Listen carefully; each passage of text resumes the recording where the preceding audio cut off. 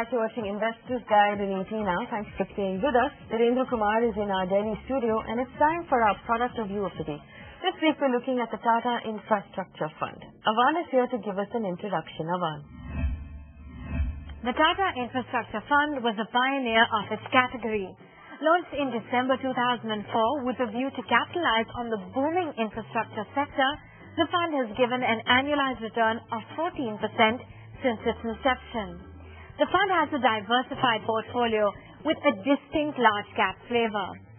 After an impressive 2006, this fund's returns have been in line with the category average until 5 years ago when it slipped to number 15 out of the 20 funds. In the years that followed, the fund has not managed to regain lost ground, failing to beat the category average every year since then. Let's bring in some numbers to give you a better perspective on the fund's performance over the years.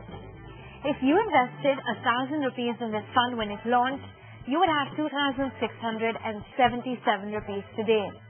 So is it time to give up hope? And what other option do you have? Our expert has the answer. Thanks, Avan. Dhirendra, when we look at the Tata Infrastructure Fund, if we look at its returns since launch, it's still impressive in comparison to its peers. But that's because its first few years in its life it gave really good returns. It has recovered mildly in the last 1 year, but do you think it's still worth a bet? Infrastructure funds, we keep recommending that you keep away from it, and that will be valid here too. In this case, Tata Infrastructure had a great run in its early years. 2004 December it got started. It was the pioneer in the infrastructure category. It was among the first few funds to get started. And first 4 years, even till 2008, after the decline, on a relative basis, it proved to be a great fund. But since then, the way it has lost its, the way it lost its momentum, infrastructure in general lost its momentum. I think, both the things combined together, it doesn't make sense. Well, if you say there's no hope for this particular fund, I assume you're not going to recommend alternative options within the infrastructure sector. So for someone who's watching right now, who's invested in the Tata Infrastructure Fund, where would you recommend they move their money? I think, there is a lesson to be taken from Tata Infrastructure. When they succeeded with this Tata Infrastructure, they followed it up with 4 other infrastructure funds. They were minor variations of the objective, and the format was different. A closed-end fund, a Tata Indo-Global Opportunity. So, Tata Mutual Fund actually made a great name with this fund. And then they attracted a lot of money. Then they went about launching a couple of others. And they have all been, and all of them combined together are great disappointment for investors. And it will have a lingering distaste because most investors came with great expectations in these funds. And the way they have fallen, it will take them pretty long for investors to recover money. So I think investors will be better off, squaring up, getting into more mainstream diverse funds where they stand a chance. At least you will take a lesson. All right, Dhirendra, finally your rating of the Tata Infrastructure Fund, where would you place it? I would give it a 2-star. Even though on a risk-adjusted rating scale, it is slotted as an average fund. I would call it a below average, going by where it is slotted over the past 2 years.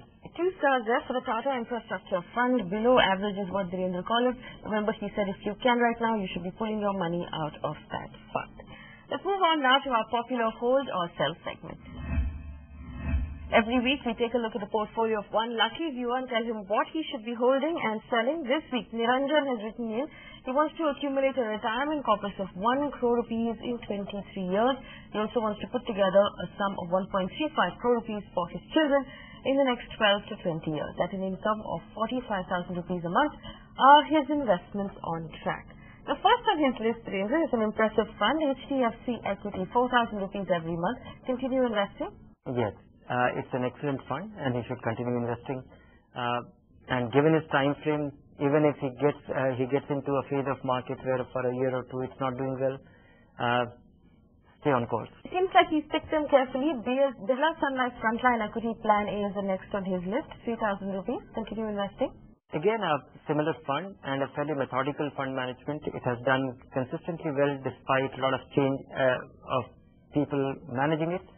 So I would say continue. It's a fairly stable fund to have. IDFC Premier Equity is the next on his list. Interestingly enough, it has a smaller allocation of only 2,000 rupees a month. Would you recommend he increases that allocation? No, I think it's a riskier proposition. At the same time, it has a limited history. It has done exceedingly well. So having it in moderation is not a bad idea. I think he should just stay on, he should just continue doing that. The last two funds on his list are DSP BlackRock Top 100 and HDFC Top 200. Then going by what he has on the top of his list, the first three funds, do you think he needs these two, Dhirendra? Yeah, he might need, maybe he need a more diverse, when he's investing for the long run, for next, 15, 20, 25 years, then I would suggest to have funds where he does not have to, when he is not taking a call on the segment of the market. When you take DSP Top 100, you are saying that it will be investing only in large cap, and there could be times in market when large cap may not be there. One should choose funds where the fund manager operates in a framework where he has enough flexibility, and you don't have to intervene. So I would advise him to keep away from stated mid and small cap or a stated micro cap fund as well as the stated large cap fund. So that things are taken care of and the fund manager has enough flexibility to move around. From that standpoint, it may not be appropriate fund. Likewise, HDFC Top 200. And when I look at it in conjunction with HDFC Equity, it does not justify its position here. So I would suggest he can drop these two funds and spread the money. Either add one more fund, maybe a DSP BlackRock Equity Fund, or substituting DSP BlackRock Top 100, or a UTI Equity Fund, or maybe a dividend yield fund, which is a missing flavor in his portfolio, and the money to be which is investing in DSP BlackRock Top 100 and HDFC Equity can be equally split in HDFC Equity and the other two funds. One dividend yield fund which it is adding, and Birla Sun Life Frontline Equity. All right, Viraj, and that's the advice you're getting. The first three funds in your portfolio are fine. You need to get out of the other two because they don't really suit your long-term horizon. Dhirendra, they're giving you options for a fund you can use to replace them. It's a DSP BlackRock Equity, UTI Equity, or a dividend yield fund like UTI Dividend Yield. Good luck with that investment. Write back to us if you need any more help. We have a quick question, Dhirendra, from Anil, who's written in. He tells us he's been investing in mutual funds through SIPs for the last 2 years. Now, he wants to know, in case of emergency, if he has to pull some of that money out, will the exit load apply on the SIPs over the last 1 year that haven't completed a year yet? How will that calculation be done? Yes, he has understood it right. All his investments made, all his installments made in the past 12 months will attract 1% exit load, which is typically the exit load on your investment in equity funds. And the installments which are older the exit load will not be applied on that.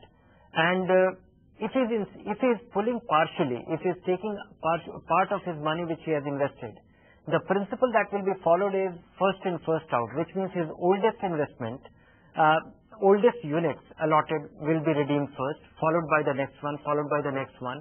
And if he's pulling out money only to the extent that the money which he has invested is over 1 year old, then exit load will not be levied. The other thing he has to worry about is short-term capital gains, isn't it, when he pulls out money that hasn't completed a year yet? Yes, of course. But in this weather, I really wonder that anybody who has 1 year, less than 1 year old investment will be sitting on gains. That's right, Anil. If your investment is about a year old, it's unlikely you'll be making profits, but under normal circumstances, you also have to consider short-term capital gains when you're pulling out funds from your mutual fund investment. Dhirendra, thank you so much for joining us on the show and answering our questions. Thank you. If you have a question for Dhirendra, write to us on the email ID at the bottom of your screen, or you can reach us on our Facebook page as well. Coming up after the break, we'll tell you how to save up money so you can prepay your home loan. That's on the other side. Don't go anywhere.